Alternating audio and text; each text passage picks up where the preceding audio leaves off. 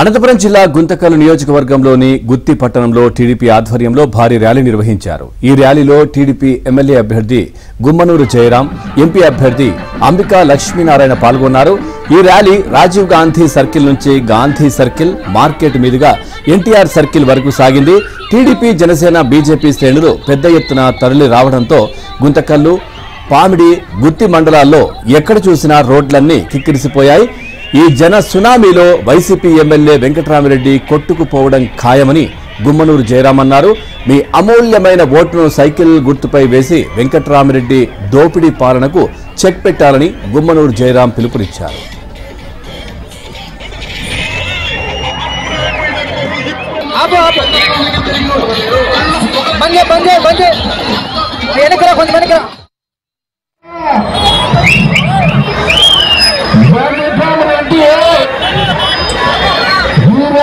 పని అయిపోయింది।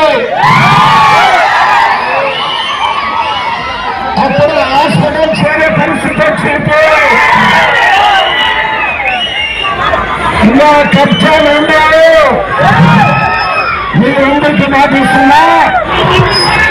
ఏ వ్యాపారం చేసుకున్నారో ఆ వ్యాపారం చేసుకోవచ్చు స్వచ్ఛందంగా।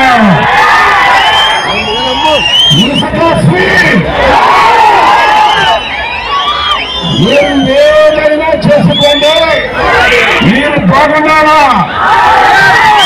మీరు బాగుంటేనే మీ గుంతకల్లో చక్కగా బాగుంటుంది। ఈ రోజులో కబ్జా చేశారు, ఇసుక దోపిడీ, గర్సు దోపిడీ, ప్లాట్ల దోపిడీ। వాళ్ళ తమ్ముడు ఇప్పుడేమో శ్రీనివాసరెడ్డి కొండ